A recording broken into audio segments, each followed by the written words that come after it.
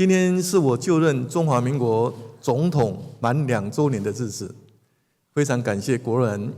给我为国承担、为民服务的机会。2年前的今天，我在总统府宣誓，向全体国人承诺，我必定遵守宪法，尽忠职务，增进人民福利，保卫国家，不负国民托付。2年来，这份誓言没有一天离开我的心中，这份责任也没有一刻因为挑战艰难而有所逃避。今年对台湾而言，也是一个非常重要的历史时刻。1996年，30年前，上千万的台湾人民无惧中国的飞弹威胁，勇敢走进投票所，以超过6%的投票率，完成第一次总统直选，让中华民国台湾成为一个全面民主化、主权在民的崭新国家。这30年，台湾人民用一张张选票写下自己的民主史，台湾社会用一次次和平政权移转，证明民主成熟而不可逆。纵使挑战再大，台湾依然坚定、自信、有尊严地走自己的道路，迈向世界，勇敢追求未来。过去2年，台湾走过的每一步都不容易，世界局势快速变动，威权扩张、战争冲突，产业链面临供应链重组，加上气候变迁、能源转型以及人工智慧浪潮，都在不断考验国家的竞争力与韧性。同时，国内朝野因为国家方向不同，国会出现前所未有的僵局，致使国家的人事、预算、法案都无法顺利推行。因此，台湾面对的不只是单一挑战，而是国家能否在变局中站稳脚步，在分歧中持续前进的总体考验。但我要向国人报告，台湾没有因此退缩，台湾正在前进。过去2年，我们坚持3件事：第一，守护民主自由的生活方式。民主是台湾最重要的名字。民主不是天上掉下来的礼物，而是一代又一代人牺牲奉献、勇敢争取来的。30年前，人民选择用民主决定国家的方向。今天，我们更要用民主的力量决定台湾未来的高度。台湾的未来不能由境外势力决定，也不能被恐惧、分裂或短期利益绑架。台湾的未来必须由2300万人民共同决定。我深知民主社会一定会有不同意见，朝野之间也一定会有竞争，但政党可以竞争，国家不能分裂，立场可以不同，守护台湾不能有所不同。面对外部威胁，我们都应该团结守住共同的底线，坚定站在国家利益这一边。第二，维持台海和平稳定的现状。维持台海和平稳定，阻止外力改变台海现状，是台湾的国家战略目标。台湾是国际社会上负责任的一员，不是破坏稳定的一方。台湾愿意在对等尊严的原则下，与中国展开健康有序的交流，但坚定拒绝以和平包装统一的统战作为。历史告诉我们，和平不能够只靠善意，更不能建立在让步与幻想之上。和平要靠团结厚植国力，靠清楚的国家意志，也靠与国际民主伙伴的紧密合作，才能够以实力取得真正和平。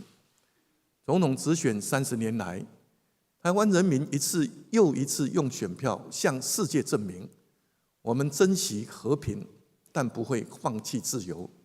我们愿意对话，但不会接受矮化。我们追求稳定，但不会牺牲主权与民主生活方式。这是台湾的底线，也是台湾面对世界最清楚的立场。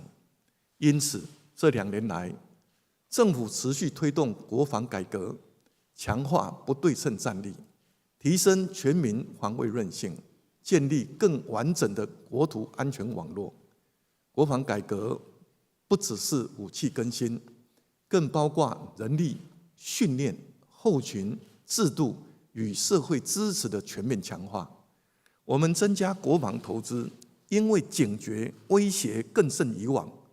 不是为了挑衅，而是为了避免战争。我们强化国防自主、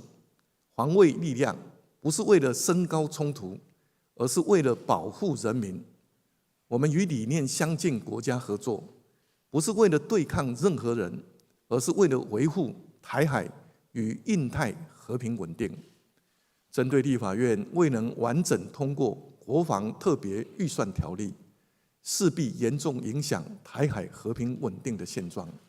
政府将亡羊补牢，另提特别条例，并透过追加预算与提高年度预算的方式，来进行商购、委办、国际合作，以及推动国防产业自主，生产陆、海、空无人载具，建立智慧化的永续国防力量。台湾务必要成为有实力保护自己，也能够维护台海和平稳定的国家。这不仅仅是我对台湾人民的承诺，也是台湾应该要向国际社会展现的决心。前阵子，我登上首艘国造的海鲲军舰，看到的不只是一艘潜舰，而是无数工程人员、国军弟兄姐妹日夜无休、承受压力所完成的国防自主成果。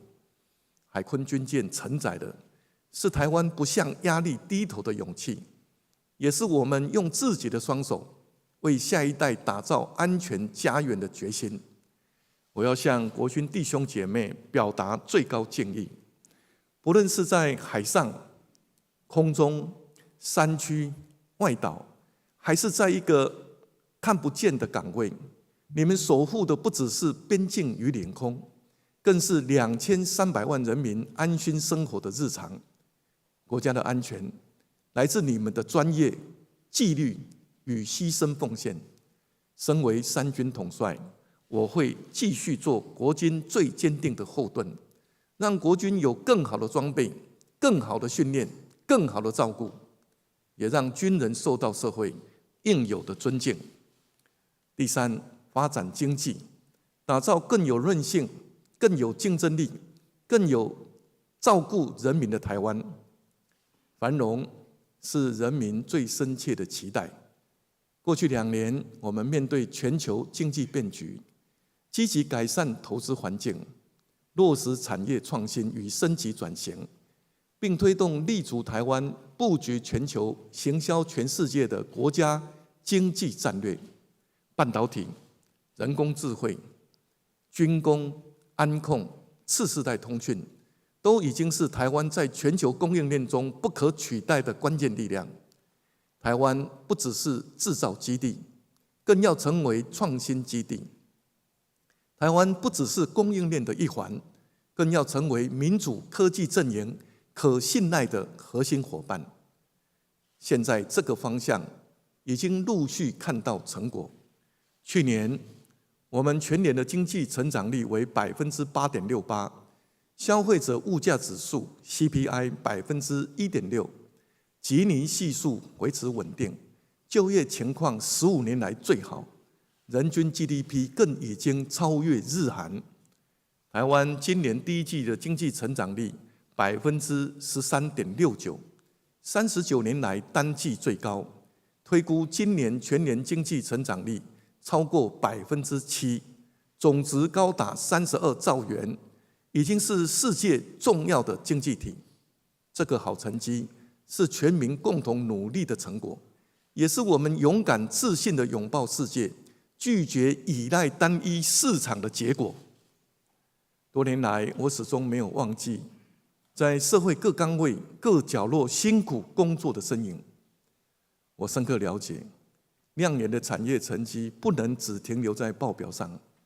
国家的经济成长也不是让少数人站得更高，必须让人民有感，让更多人站得更稳。因此，我上任后积极扩大社会投资，持续推动加薪、减税、住宅支持、长照升级、托育减负、教育投资，并推动中小微企业多元振兴发展计划，协助中小微企业、传统产业与服务业导入数位工具、减碳技术与国际市场资源，让转型不是少数产业的特权，而是全民经济的升级。近日，我将提出一项规模1000亿元的计划，来加速中小微企业及传统产业的升级转型，并让科技产业带动传统产业，让国家的发展进一步落实到百工百业，落实到每个家庭的生活，落实到所有年轻世代的机会，也落实到广大的劳工、农渔民、长者以及弱势者的照顾。勇敢追求未来，也代表我们要勇敢面对人口结构、医疗照护与社会安全的新挑战。在健康台湾的路上，政府会持续投资健康，改善医疗环境，强化医疗人力，落实3班护病比，推动智慧医疗与分级照顾，让医疗不只是治病，更是守护每一个人从出生、成长、工作到老年的完整支持系统。健保永续与医疗韧性也是国家韧性的一环，照顾人民健康就是守护国家未来。面对少子女化的挑战，政府近日将提出台湾人口对策新战略家庭支持篇，其中一项对策是决定提供0到18岁成长津贴，每人每月5000元，希望在婚、孕、养儿育女、友善职场、婚育宅等面向提供协助，以兼顾工作与家庭，让年轻人敢婚、敢生、敢养、敢移，追求幸福。在气候与能源转型上，我们也会务实前进。台湾要稳定供电，也要减碳转型，要支持产业发展，也要承担世代责任。面对经济发展及人工智慧与高效能运算带来的用电需求，政府会以科学证据、法定程序与社会沟通作为基础，务实评估各种能源选项，确保能源安全、产业竞争力与环境永续可以并行不悖。转型不会一夕完成，但方向不能迟疑。改革不会没有压力，但责任一定要扛起。同时，政府会继续推动社会韧性，从防灾、救灾、治安、交通、能源、金融、粮食、医疗到社区互助与民防训练，每一个环节都是国家安全的一部分。现代国家的安全不只是在军营，也在医院、学校、银行、工厂、港口、电网、网络与每一个社区。当社会每一个角落都更有准备，台湾就更有力量。我要特别对年轻朋友说，30年前，上一代台湾人用勇气打开民主的大门。30年后，希望你们用创意、专业和行动，打开台湾下一个世代的未来。作为总统，我会支持你们继续投资教育、科技、文化、运动与国际交流，让年轻人不必离开台湾才看见世界，也让世界因为台湾年轻人的创造力量而看见台湾。你们的勇气就是台湾继续前进的动力。在此，我也要恭喜台湾作家杨双子撰写《